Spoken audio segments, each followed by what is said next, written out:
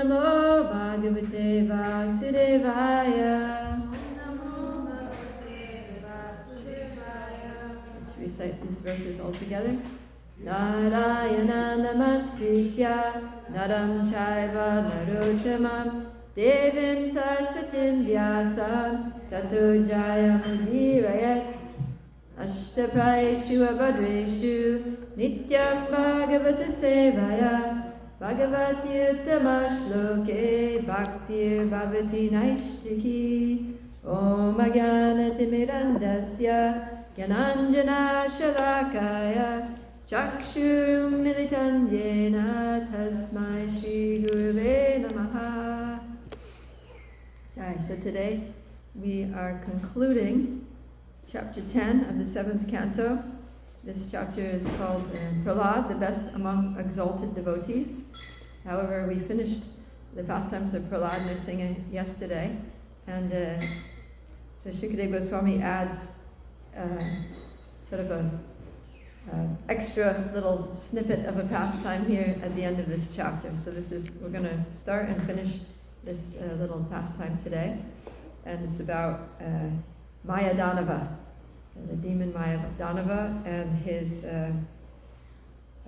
interaction with Lord Shiva, by which Lord Shiva gets the name Tripurari. It's a famous name of Lord Shiva. So let's see how that happens. So we are reading, starting from text 51, and we'll go around and read all the translations and go back to the verse that we'll focus on. We have a mic there? Yeah. Okay, go ahead please, 51. Text 51. My dear King Yudhishthira, long, long ago in history, a demon known as Mayadanava, who was very expert in technical knowledge, reduced the reputation of Lord Shiva. In that situation, Krishna, the Supreme Personality of Godhead, saved Lord Shiva. You can do two, right? Let's go. 52. Maharaj Yudhishthira said, for what reason did the demon Mayadanava vanquish Lord Shiva's reputation? How did Lord Krishna save Lord Shiva and expand his reputation again? Kindly describe these incidents. Narada Muni said, when the demigods, who are always powerful by the mercy of Lord Krishna, fought with asuras, the asuras were defeated, and therefore they took shelter of Mayadanava, the greatest of the demons.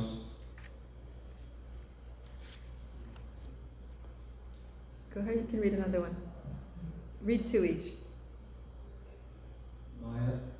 Mayadanava, the great leader of the demons, prepared 3 invisible residences and gave them to the demons. Again, the mic. These dwellings resemble airplanes made of gold, silver, and iron, and they contain uncommon paraphernalia. My dear King Yudhishthira, because of these 3 dwellings, the commanders of the demons remained invisible to the demigods. Taking advantage of this opportunity, the demons, remembering their former enmity, began to vanquish the 3 worlds, the upper, middle, and lower planetary systems.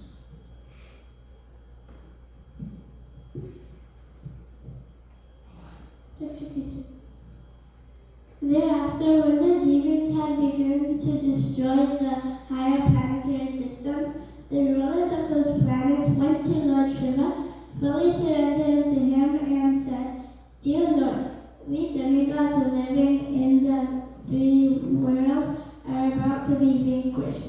We are your followers. Can you save us? The most powerful and able Lord Shiva reassured them and said, Do not be afraid. He then fixed his arrows to his bow and released them toward the 3 residences occupied by the demons. 58.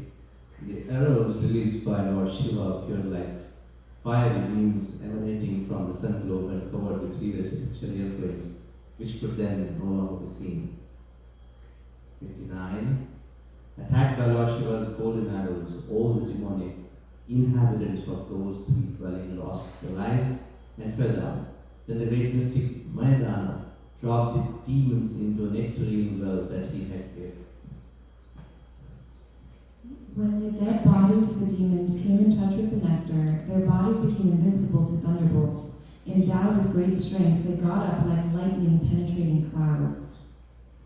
Seeing Lord Shiva very much aggrieved and disappointed, the Supreme Personality of Godhead, Lord Vishnu, considered how to stop this nuisance created by Mayadanava.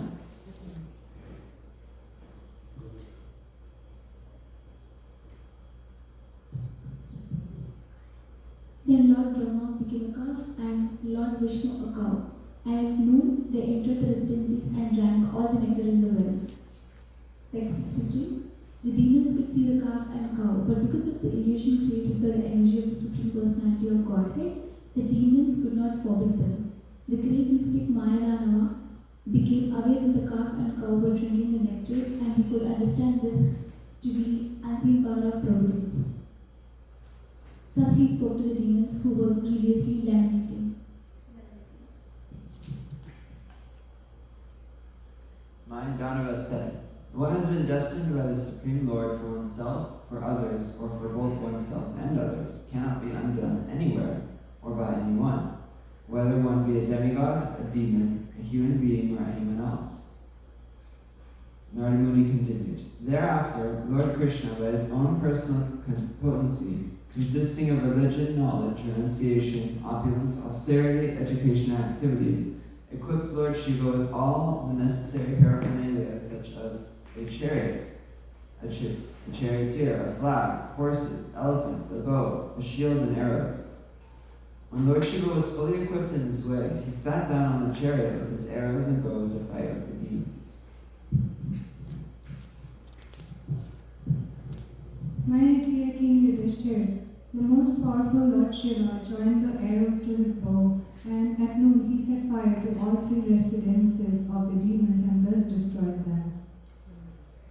Seated in their airplanes in the sky, the inhabitants of the higher planetary systems beat many kettle drums. The demigods, saints, pitas, siddhas, and various great personalities showered flowers on the head of Lord Shiva, wishing them all victory, and the apsaras began to chant and dance with great pleasure.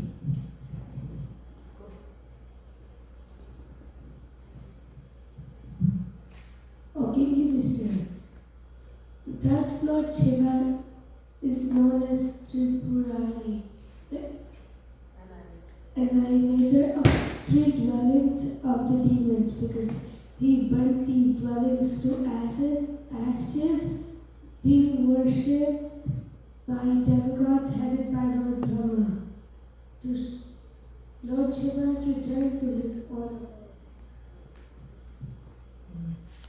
Excellently, the Lord Sri Krishna appeared as a human being, yet he performed many uncommon and wonderful pastimes by his own potency. How can I say more about his activities than what has already been said by great saintly persons? Everyone can be purified by these activities simply by hearing about them. Yeah, thank you very much. So now let's go back to text 64 and we'll recite the Sanskrit. So please repeat after me. Devo suro naronyo va Neshvaro, sorry, I can't sing. Neshvaro stiha kaschana Atmanon yasya vadishtam Daivena pohitum dvayo Devo suro naronyo va Neshvaro stiha kaschana Atmanon yasya vadishtam Daivena Pohitum Dvayo. Please chant. Devo Suro Naro Nyoba. Nishvarosti Hakaschana. Atmanonyasya Vadishtam. Daivena Pohitum Dvayo.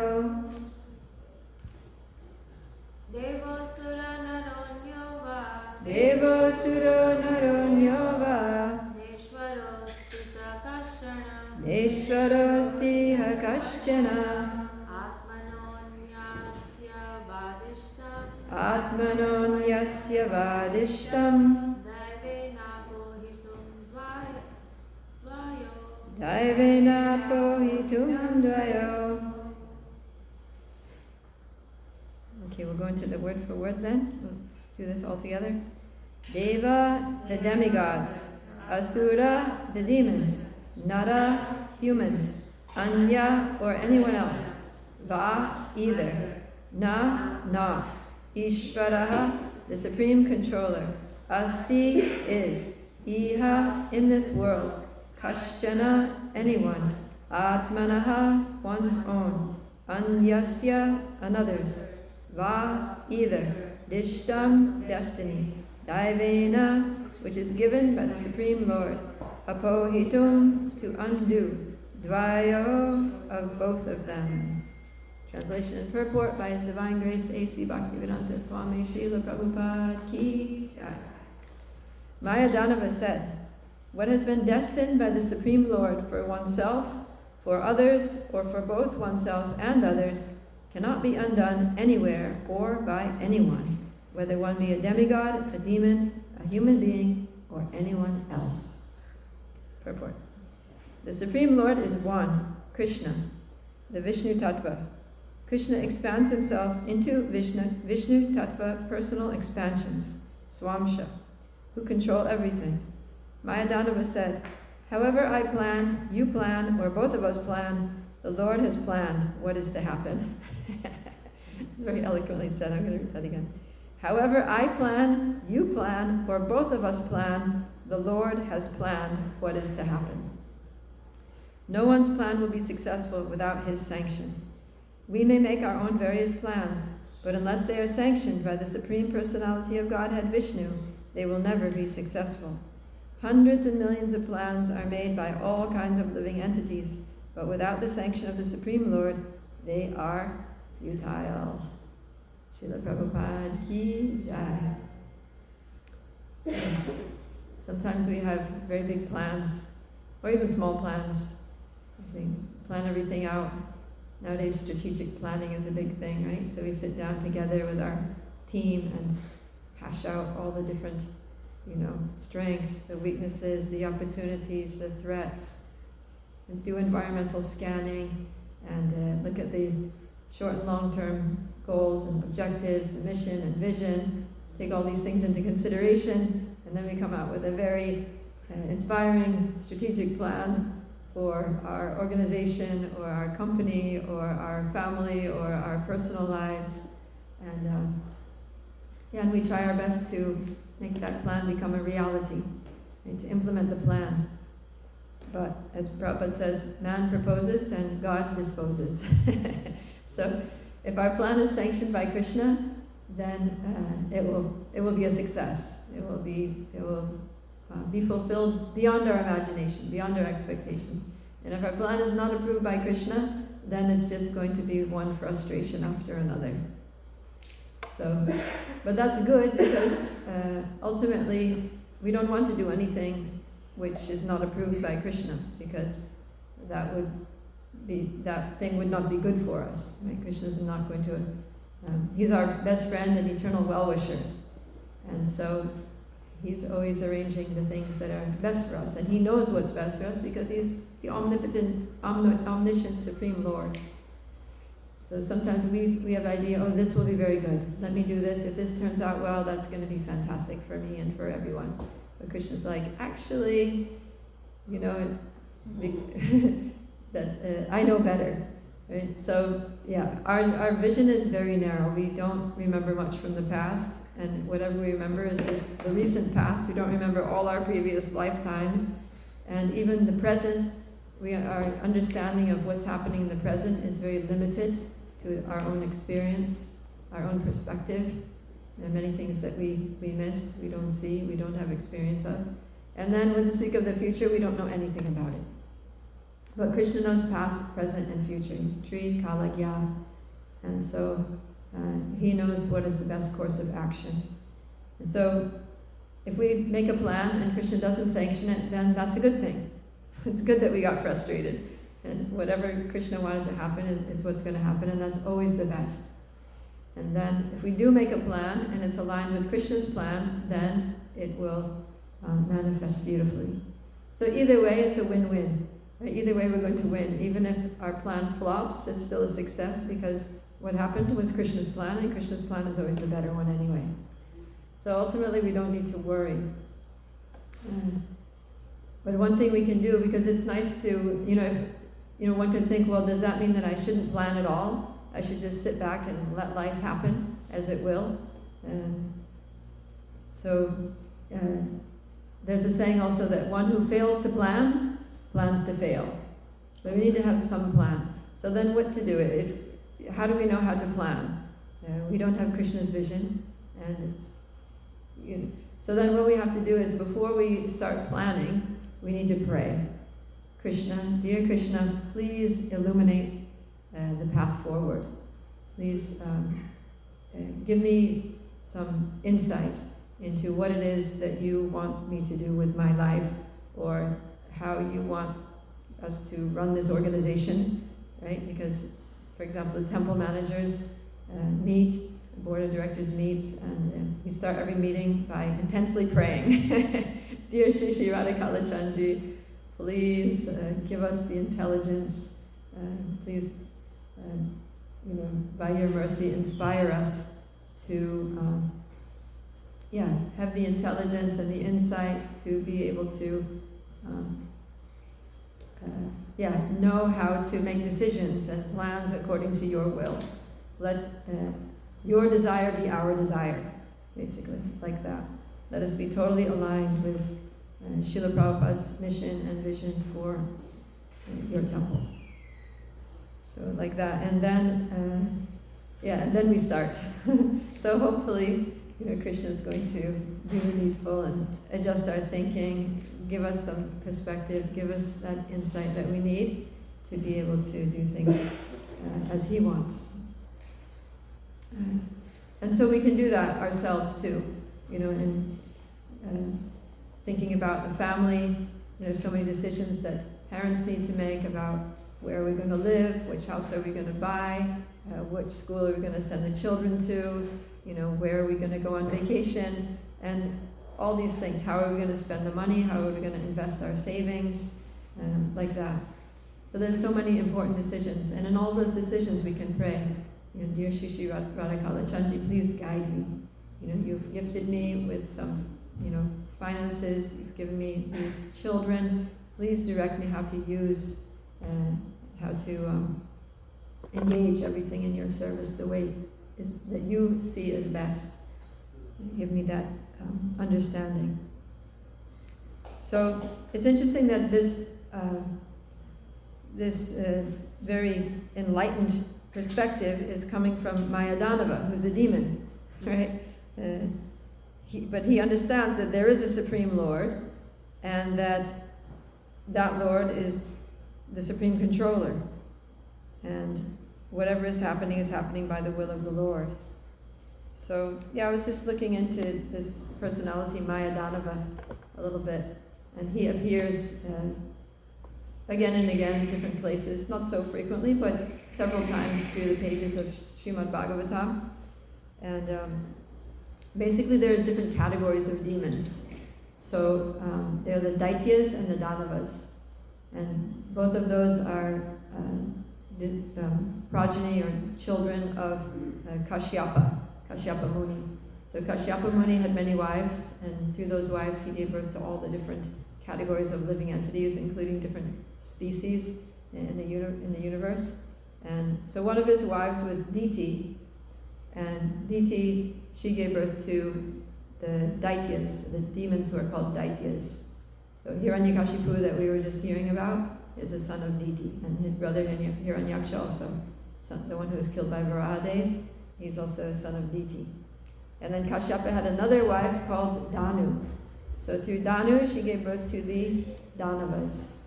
And so what we're hearing about here is one of those Danavas named Maya Danava. And Maya Danava, he's famous for his technological expertise. he's called the the Mayavi, or the actually no, there's another word that was mentioned here. Where is it? So he's called the Acharya. He's called the Parama Acharya. What's the word? Mayavin. Yeah, he's called the Mayavin Parama Acharya. So Mayavin means technology. It also means illusions. And so, but yeah, technology. So he's basically the Acharya, the Parama Acharya, the supreme Acharya of technology. So all this technology that we use in the world today, all of our, mobile digital devices and everything, AI and everything, ChatGTP, it's all coming from Maya Danava. And he's ruler of Talatala, which is one of the subterranean heavenly planets. So all this knowledge of technology, it originates from Maya Danava and the subterranean planets, subterranean regions. And Maya Danava comes, just like we travel, we have our home, but we also travel. So his permanent residence is Talatala, but he also travels around the universe, because sometimes he comes to Earth and he teaches things about technology. And the demons worship him to get knowledge and ability to, produce and use technology for their various purposes. So it's very interesting. And I was just in New Vrindavan and I was talking to Vaishana Swami. And every time I go to New Vrindavan, I always go to see Vaishana Swami because he lives up on the hill. He's kind of like, he's kind of like a hermit. He lives a little bit reclusively there. And he doesn't come down much, but if you go up, he'll talk to you. He'll receive you very nicely, and he has a lot to share. He's a very transcendental personality. Yeah, we were hearing about him yesterday. So I went to talk to him, and he's writing a book. He's working on a book of his sort of meditations about nature and Krishna and Radha Krishna and Vrindavan and Vrindadevi and things. And he wants each of his sort of meditations to have a picture that goes along with it. But he's going to have all original art. So he has a concept in his mind, like you're a writer and you have a concept in your mind of what you want the illustration and the painting to be that goes with your writing, and you need to communicate that to the artist. So he's trying to communicate to the artist, but it's not quite right. So then he's thinking, one of his disciples suggested, why don't you try just typing in exactly what you want into AI and see what comes out? So Maharaj, he's very into just nature and, everything being just simple and back to the earth. He grew up in upstate New York on an organic farm where they didn't use tractors, they used draft horses for plowing and working. So when he came to Vrindavan, New Vrindavan, way back in the early 70s, then he was working with what he calls the plow department.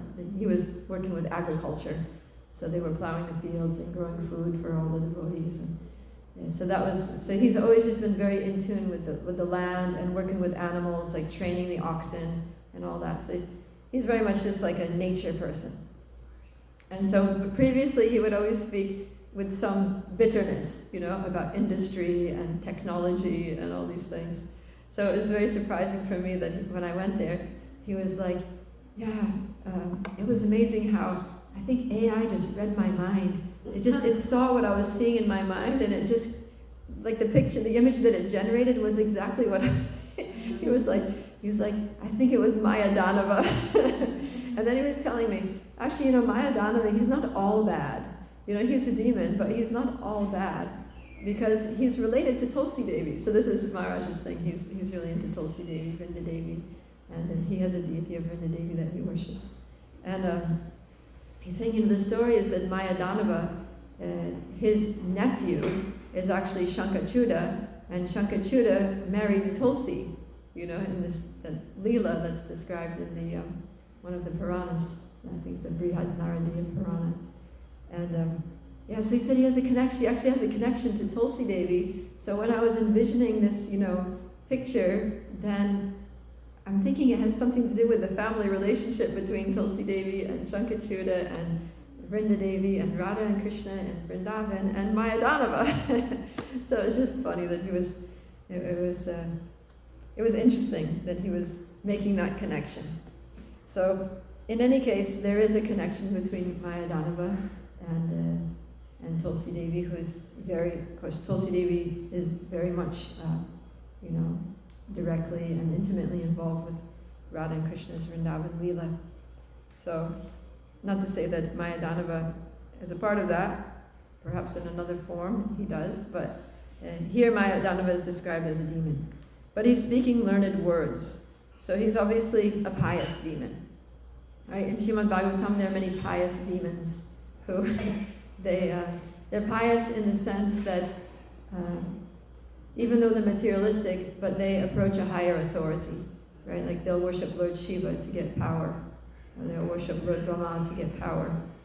So they recognize that there is a structure in the universe, there's a system of authority, there's a hierarchy, and that there are demigods who are higher than them, and that if they worship those demigods, then they can get benedictions.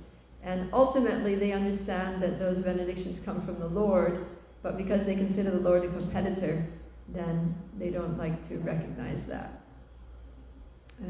So you see here, Maya Danava, he's actually publicly recognizing the supremacy of the Lord and how he's controlling everything. So, yeah. Another thing that Maya Danava is known for is, the word Mayavi means a sorcerer. He's a sorcerer. So he's a master of illusions. Yeah, Maya Vinam Acharya. That means Maya means illusion, and Vina means conjurer. So he's the Acharya of those who conjure illusions.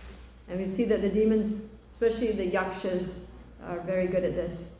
Right? When Dhruva Maharaj was battling against the Yakshas, then he was finishing them off. He had practically defeated them, and then all of a sudden they conjured up this illusion where there was this huge tsunami coming that was going to, wash him away, and there were blood and pus and mucus and dead body parts and things falling from the sky, and black clouds and hailstones falling, and it was a big illusion.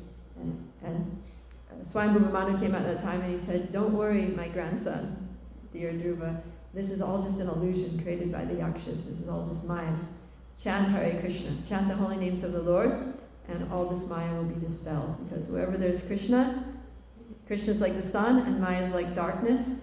So wherever there's Krishna, there can't be any Maya."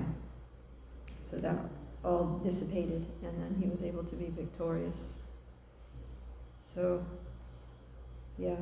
So Maya Danava, he also has experience. He also has personal experience of this fact that the Lord is the supreme controller, and we may try to do things, but it's only going to be successful if the Lord sanctions it.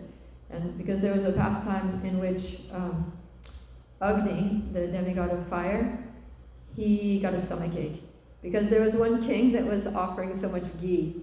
So he's worshipping, doing yagyas and offering ghee into the fire. And so Agni was consuming so much ghee, and then he got a stomachache, just like anyone would get if they ate that much ghee.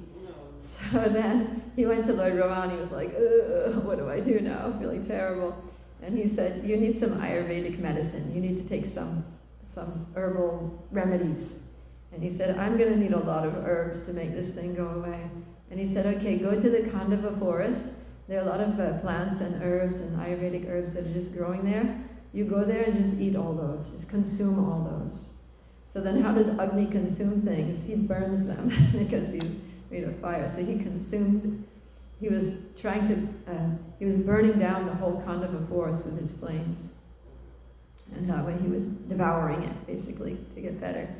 And then Lord Indra saw that, and so Mayadanava was living in that Khandava forest. And the other reason why Brahma recommended burn down the Khandava forest is because there were so many very powerful serpents, like poisonous serpents that lived in that forest, including one serpent named Takshaka, who was a friend of Indra, because he had helped Indra one previous time. So Indra, he wasn't happy that the Khandava forest was being burnt because he was worried about Takshaka. So he made all these clouds come and showering a lot of rain, raining, like that. And so Krishna and Arjuna were there, and they saw Indra showering rain, and Krishna said, no, Agni needs to consume this forest to get, this is like his health remedy, this is like, his medical treatment here. Why is Indra interfering? They said, we have to stop Indra, we have to block the rain. So then Krishna told Arjuna, use your arrows to block the rain, to make like a shelter. So then Arjuna shot so many arrows. He shot arrows that basically wove like a roof, a canopy, like an umbrella over the whole Khandava forest, so that all the rain of Indra wouldn't stop his rain, but it was just, going off the roof and running off to the side of the forest. And that way Agni was able to consume the whole forest. But then Mayadanava was in that forest, and he was like yelling for help.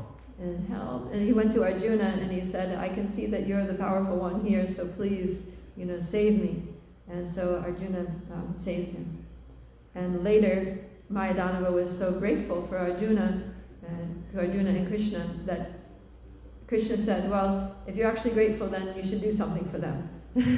So Mayadanava said, what should I do? And Krishna said, you should make a palace for them, for Maharaj Yudhisthira, because he's going to be the king. And so he designed the Indraprastha palace that the Pandavas lived in there.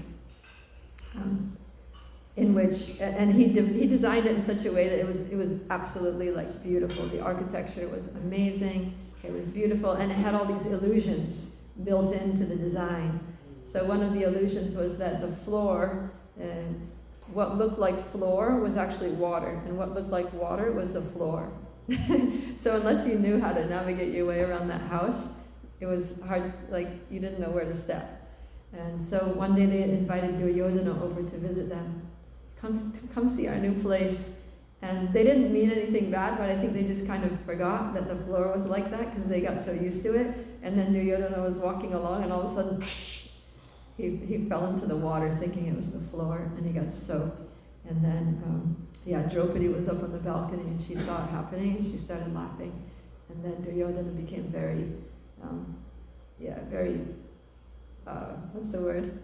Like, disturbed, because he had been dishonored, and, it wasn't nice, like he was invited to the house, and he got humiliated in front of everyone, especially in front of Draupadi, who was somebody that he wanted to have as his wife and lost her, and that was like insult upon injury kind of thing in his mind. And that was like what really triggered the Battle of Kurukshetra, which was all according to Krishna's plan. So you see, this is all Krishna's plan. Krishna has a grand plan that he wanted this Battle of Kurukshetra to happen so that all the demons, millions of demons, demoniac soldiers could come, be assembled, and be all killed in one place to remove the burden of the earth.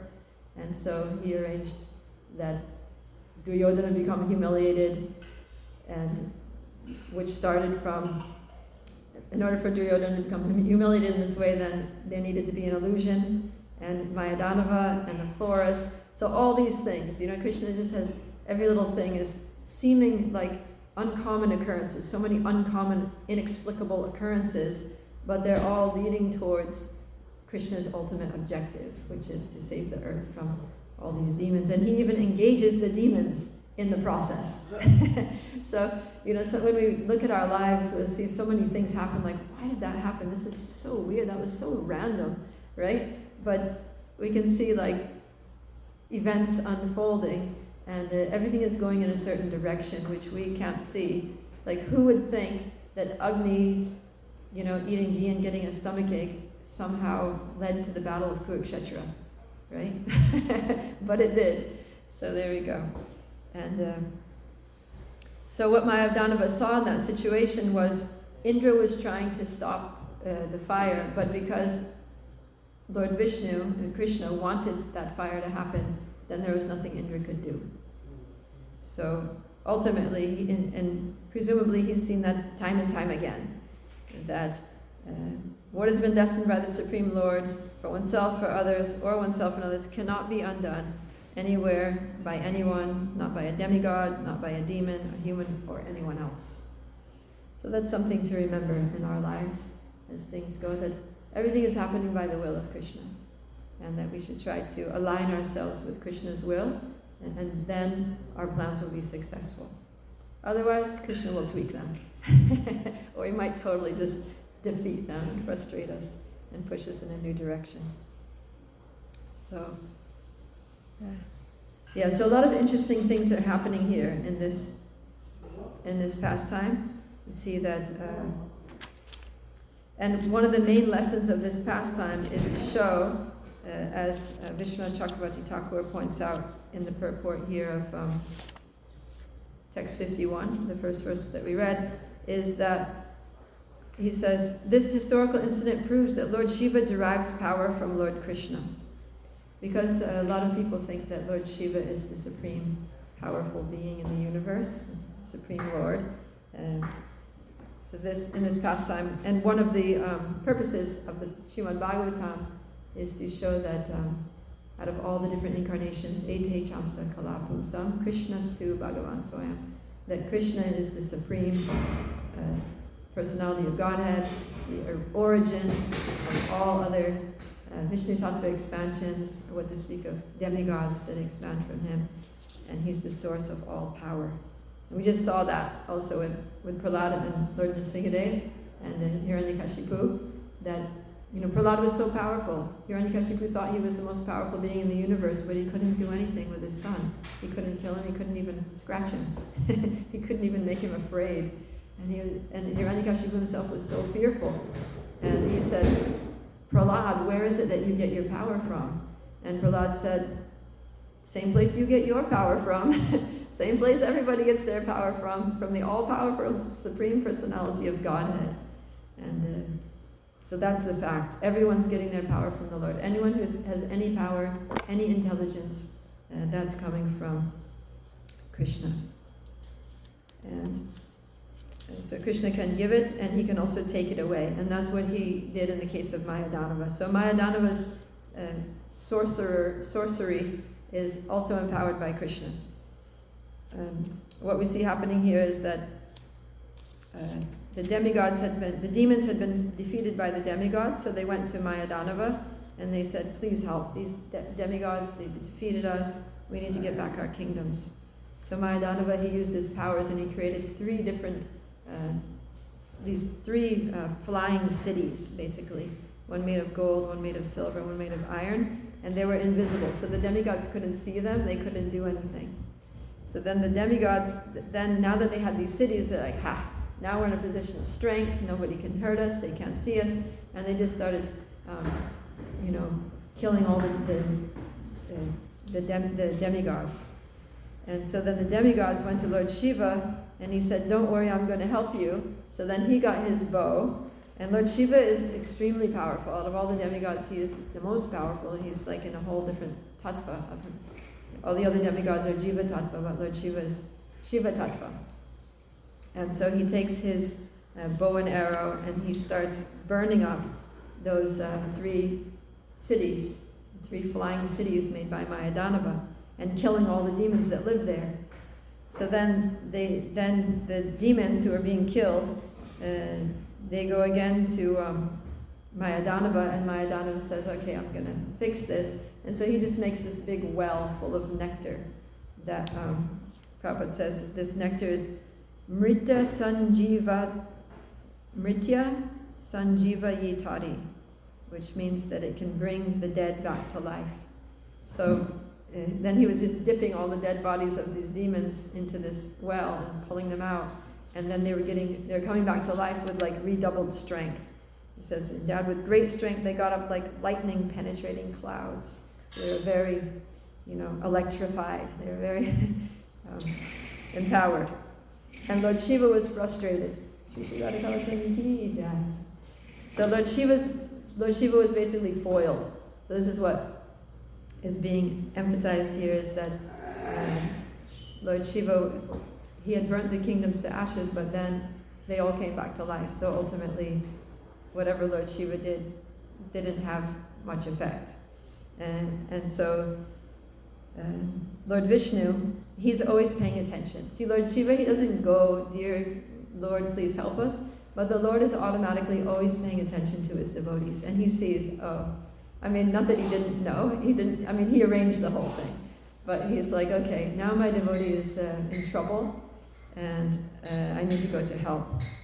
So then Krishna, he has his own mystic powers.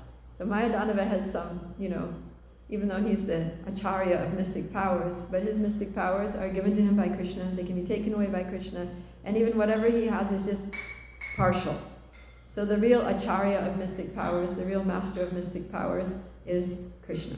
Right? That's how he's addressed, Yogeshvara, master of mystic powers, in Bhagavad Gita. So then the Lord, he changes himself into a cow, and he changes Lord Brahma into a calf, and they just go there and start drinking all the nectar out of that well. And they're just sucking it all up, swallowing it all down. And by the influence of the Lord's illusory energies, he also has his own illusory energies, even though Mayadanava saw that this cow and calf were drinking up the nectar, he couldn't do anything about it. It's like you see something, he was just like totally like paralyzed.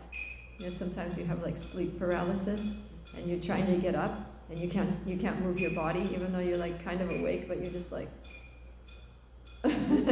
so like that, he sees it, he's like, oh no, they're drinking the nectar, but he's like stupefied.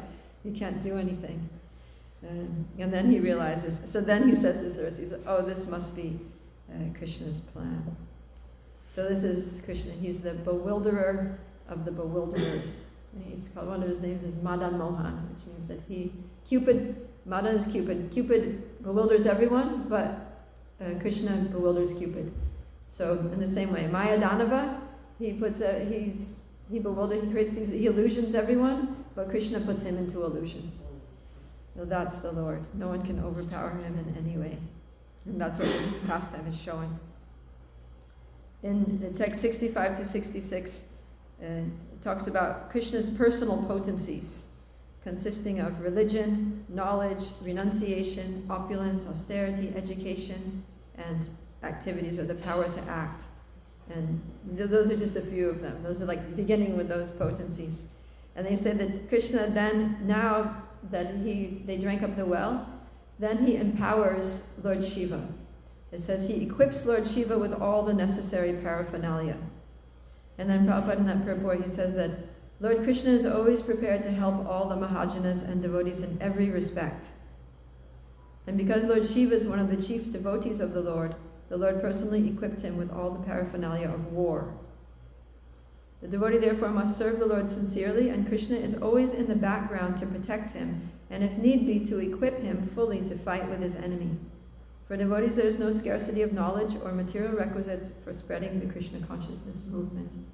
So this is also a very important point to remember, that Krishna is always in the background, and he's always watching what we're doing, and he's ready to supply whatever we may need. He has all these potencies. So, specifically mentioned are the potency of Dharma. So, just in case we're not from a very dharmic background, Krishna can give us, he can equip us with Dharma, with the ability to know right from wrong, the ability to discriminate, the ability to know what should be done, what should not be done, like that. And Gyan, knowledge, the knowledge of transcendence, of difference between matter and spirit, of the relationship between the soul with God, about who is God, what his energies are, how they act in this world. He can empower, he can equip us with Gyan. And then virakti is renunciation. So detachment from this world so that we can let go of material desires and the things of this world that entangle us in karma bandhana, karmic bondage. And then riddhi means opulence. He can also bestow all kinds of wealth and assets that we can use in his service. And tapa, austerity. He can empower us with the ability to tolerate difficulties that we may encounter in his service, right? Whatever those may be, physical difficulties, mental difficulties, social difficulties, right? Dealing with difficult people. He can give us the ability to just go through those very, easily, just flow with all these difficulties and keep going in our service, empowering us with tapa. And then vidya means education. So he can also create opportunities for education and empower us to get the full benefits of education in whatever field of knowledge we need to become expert in, whether it be shastra or some, secular field of knowledge, but he can impart that kind of knowledge too. And then kriya, activities. So Krishna empowers our activities, and he directs us to perform particular activities so that we can advance the Krishna consciousness movement and inspire others in their devotional activities. And then Adibi, it says these are just the beginning. This is just a little sample. These are just the beginning of Krishna's unlimited potencies by which he empowers, inspires, protects, and equips his devotees in his service. So here he's empowering Lord Shiva. And that's the message in this chapter, that Lord Shiva, he's not independently powerful, but he is empowered by the Lord, who is the original source of all power. And so, knowing that all empowerment, intelligence, and detachment, and opulence, and all these things come from Krishna, and that they actually belong to Krishna, he invests us with them, then we should understand that they're meant to be used in his service. So the problem with Maya Danava is that, like Prabhupada mentions here in the purport to text 59, it says that Maya Danava is a Mahayogi, a great mystic, but his business was to help the Asuras. So he's misusing his powers to help those who are antagonistic to the Lord. And Krishna talks about this in Bhagavad Gita, it's Mayaya Prahrita Gyan, that people who have Gyan, they have knowledge, but that knowledge is stolen by illusion. And so those people don't surrender to the Lord, and they continue suffering birth after birth in the material world. So we don't want to end up like that. We don't want to misuse the gifts and talents and intelligence that Krishna has given us for materialistic purposes. Otherwise we remain stuck in the material world. If instead we use everything in Krishna's service, whatever he's equipped us with, then those activities become the cause of our liberation, cause of our going back home, back to Godhead. Okay, so there are many things here. And then this chapter concludes with Lord Shiva being empowered, after being empowered by the Lord, going ahead and burning all those 3 cities to ashes. And so he's called Tripurari. Tri means 3, and Pura means cities, and Ari means the destroyer. The destroyer of the 3 cities created by Maya Danava. And so he destroys all the demons along with them, and the demigods emerge victorious as usual, as always. The demigods always emerge victorious because Krishna supports the demigods. He always protects his devotees. Okay? So, Prabhupada concludes here with this purport that the activities of the Lord are uncommon. And although Krishna appears as a human being, he's not an ordinary human being. And but we can understand him by studying the Bhagavad Gita. And having understood him, then we need to help others understand him too. Understand that Krishna is the Supreme Personality of Godhead. Prabhupada writes, this Krishna consciousness movement is just trying to make Krishna known all over the world as the Supreme Personality of Godhead, Krishnastu Bhagavan Swayam. If people take this movement seriously, their lives as human beings will be successful.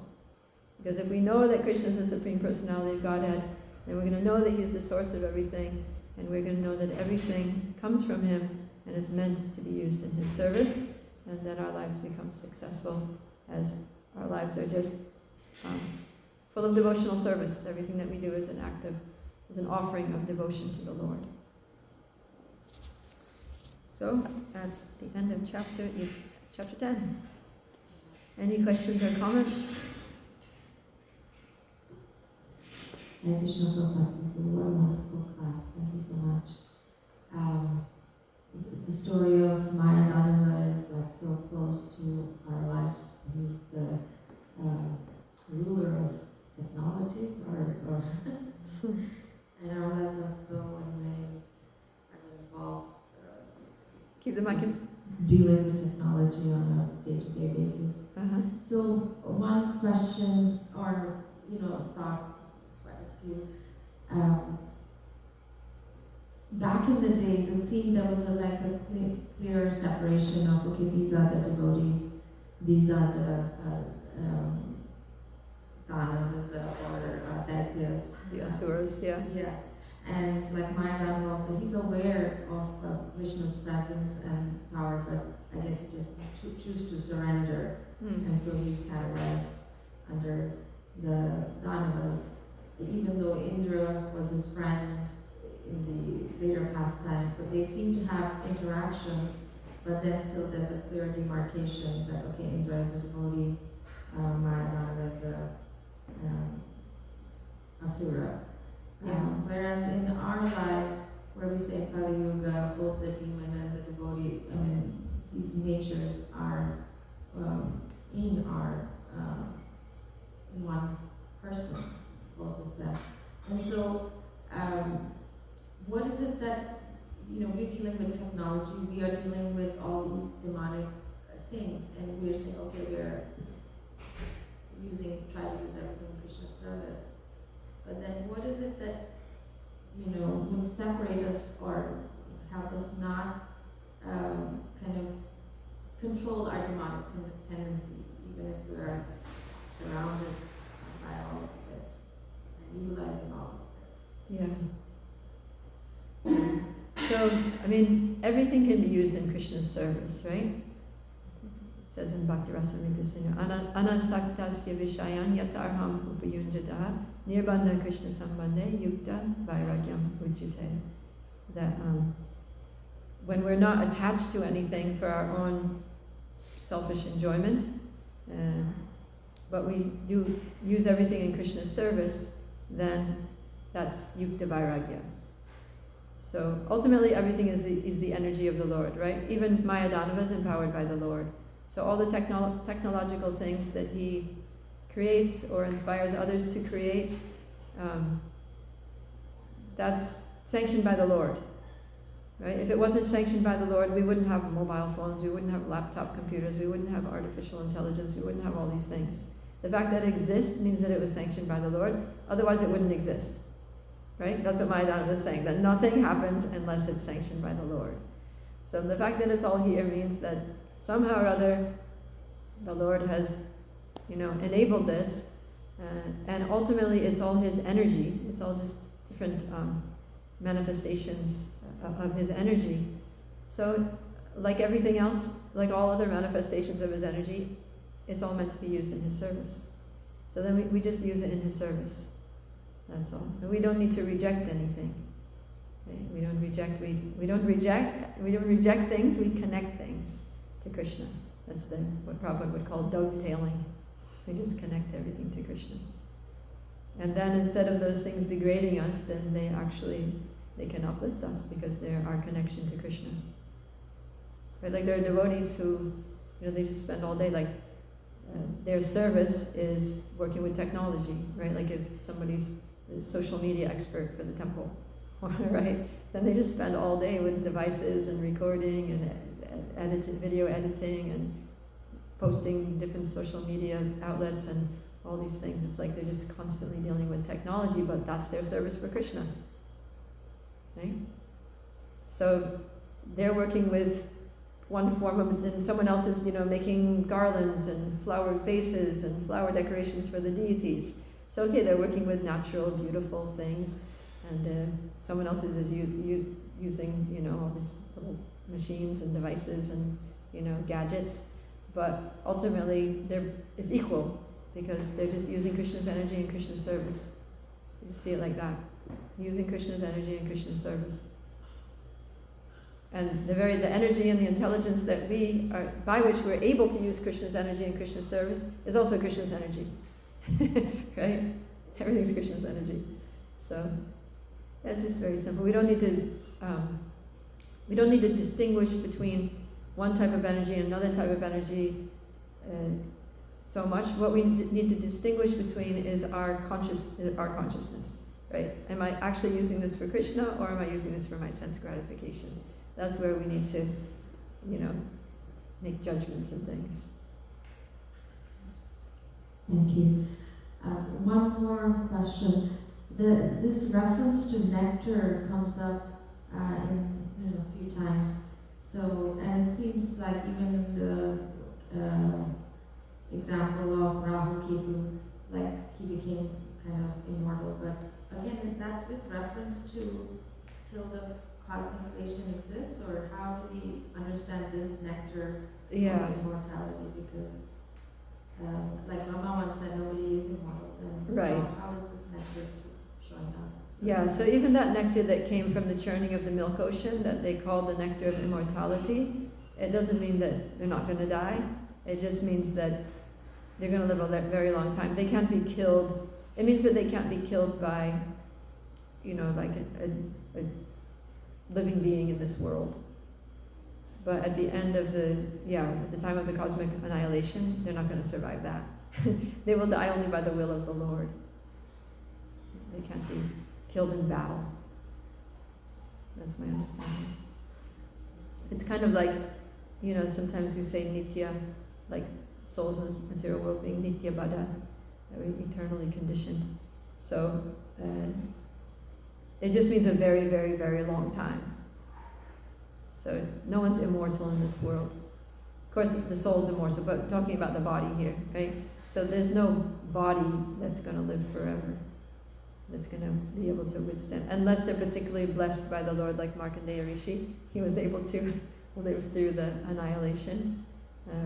But that's because he was a pure devotee, and he requested the Lord, I want to see the power of your Maya, I want to see your destructive potencies.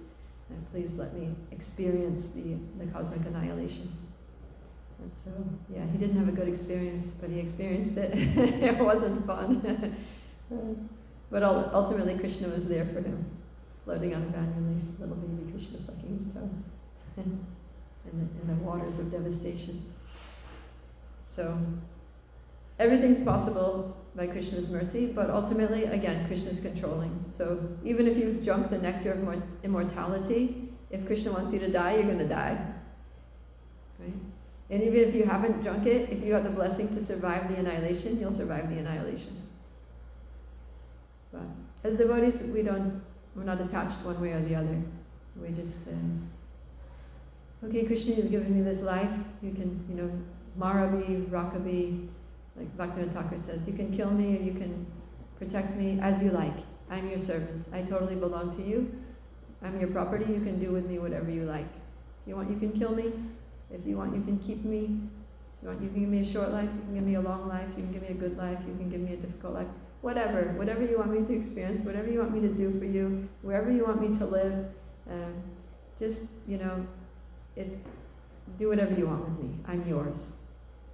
And I totally trust you. Anyways, you know better than me, so just go ahead and inspire me in whichever way you want me to act in your service to do so. Right?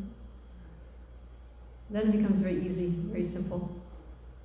And then we don't get attached to a particular plan, right? We might, okay, it seems like this is what Krishna wants me to do. He's inspiring me from within to do this. Devotees are encouraging me to. It looks like this is the direction that Krishna is pushing me in. So then you go with that, and then, after some time, maybe you start hitting your head against the wall, or you're just feeling like not inspired anymore, and devotees are like, what are you doing that? Then you start getting all these signs that maybe I'm not meant to be doing this anymore. And then Krishna, okay, so I guess my time for doing this particular service is up. What next? What do you want from me? Please make it clear. And then you start getting some signs and things. You can consult your guru. Yeah, Krishna is very good at making clear what we want to do. It may not be obviously apparent, but if we just remain open and just keep, wanting to please Krishna, praying, Krishna, how can I best please you? And serving, taking those opportunities, walking through the doors that open, and then we can be confident that we're on the right path.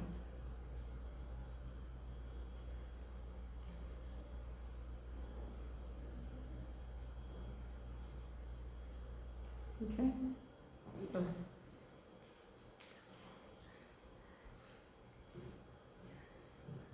Hello. Hare Krishna. I just wanna say that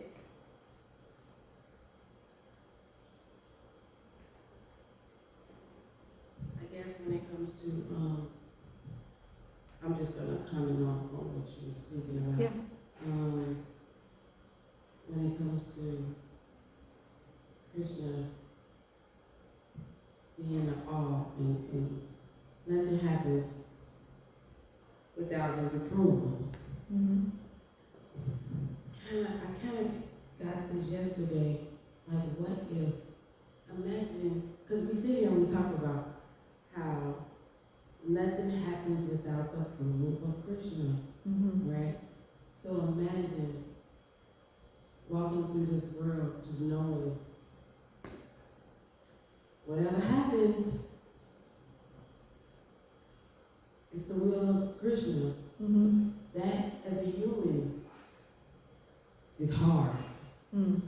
However, it's so beautiful for me now, because that's where I'm at right now, is learning to walk that walk, right? Moving through life like that, knowing, not believing anymore, but knowing. However, I'm just looking back on, if you would have told me this 10 years ago, if you would tell somebody, just go through life knowing that everything is okay. Everything will be okay. Everything may not feel okay all the time, but we know that it's okay because everything is in the will of God. It's in the will of Krishna. Mm-hmm. 10 years ago, you can understand that mentally. However, it don't meet up with the physical. But over time, it do. And when you look back, it's like, Mm-hmm. it's so easy, but it's so hard. Mm-hmm. It's so easy, but it's so complicated. But not really. I don't know how to explain it, but once you get into a knowing, it really don't matter. Of course you're human, you're gonna go through emotions. This is what we have. What is it? The three modes? Mm-hmm. Ignorance, passion, and goodness. Yeah. This is how our feelings come through. So Mm-hmm. we're gonna have those little, but it's the detachment, it's the knowing that whether it's so-called good or so-called bad, it's in the will of God. As long as I'm walking in the divine will of the Most High, there's nothing, whatever happens, just happens. Mm-hmm. So I'm grateful for this lecture today because I was really just thinking of meditating on this yesterday. Mm-hmm. And it's amazing how the class is about everything is in the will of Krishna, the will of God. Thank you so much. Yeah, it's a big lesson, to accept that. There was one. We were at a retreat, and we were doing like a meditation called Alone with Krishna, and we had these meditation prompts. And one prompt was something like, how would your life be different if you fully trusted that Krishna is completely taking care of you? And it's just nice to sit down and think about it. How many things do I do because I'm insecure? Because I'm afraid. How many times am I just reacting to fears and insecurities? thinking that I have to fight for myself, I have to defend myself, I have to stand up for my rights, I have to manipulate situations, and sometimes we even hurt others in the process, you know, and it cause bad relationships and things. But if we fully understood and accepted that Krishna's got it under control and he's our best friend, right? He knows everything, he's totally on top of it, he's seeing everything, he's from all lifetime, you know, millions of lifetimes that we've been in the material world, he's been with us, he knows everything about us, everything we think, everything we feel, everything we've been through, and he knows everything we need, and he's capable of supplying it and arranging for it. And so, yeah, but to see everything that happens, good, bad, or neutral, this is what I need. This is exactly what Krishna's given me exactly what I need right now. I may not like it, may not be comfortable, but I need this, you know, this is something for me to grow on. So then we reflect on it like that. How is this helping me to grow? Right? Instead of thinking, oh, poor me, I'm a victim, and this person did this to me, and that's terrible, and I need to, whatever. Just think, how is Krishna pushing me to grow by giving me this experience? What am I meant to learn? How is this meant to push me in a forward direction, closer to him? And just keep taking shelter of Krishna again and again. That's the most important thing. The go-to that I learned as well is when it gets hard, that's when you ask. You have to go. I mean, there's really nowhere else to go. Mm-hmm. So it's like, okay, what am I supposed to be doing? What am I supposed to be learning? Okay, and that's your surrender moment. You know, I'm open. Yeah. Show me the way. Yeah. Sounds easy. But if we can actually realize that and act accordingly, think accordingly, feel accordingly, then we'll be totally peaceful. Right? That's the peace formula that Krishna talks about in the Bhagavad Gita. He says, Bhoktaram yagatapasam sarva lokamaheshwaram suhridam sarva bhutanam gyatva mam shantim richati. That if we can understand three things, that Krishna is the supreme controller, that he's our best friend, and that everything should be done for him, then we can be totally peaceful. Because if the person who's controlling everything is your best friend, that means they're going to control everything for your benefit, because that's what friends do, right? Friends help friends have a good life and have good things and be successful. So, and Krishna is actually capable of making everything happen for our, you know, to perfect this life. And I just feel like sometimes I feel like I'm a float off. You're what? I'm a float off. Float all? Float off. Float off. Have you ever had that feeling when you feel like, I don't know how to explain it, like, okay, so when you get into the mode, like, okay, I just trust God that everything is going to be okay, and I'm going to just move through life and watch how he moves things up. But when you get there, it almost feels like you're not connected to the earth anymore. It almost feels like you're going to float away. So something happens to where I have to come back and ground I don't know how to explain it, but it's a beautiful thing to trust God. Yeah. Yeah. And that's the way to be free from duality, right? The duality of this is good, this is bad, I like this, I don't like this, you know, honor and dishonor and praise and blame. We become transcendental to all these dualities because we realize that that Krishna is the absolute truth and that everything that he does is good. So there's no bad. You know, everything is good.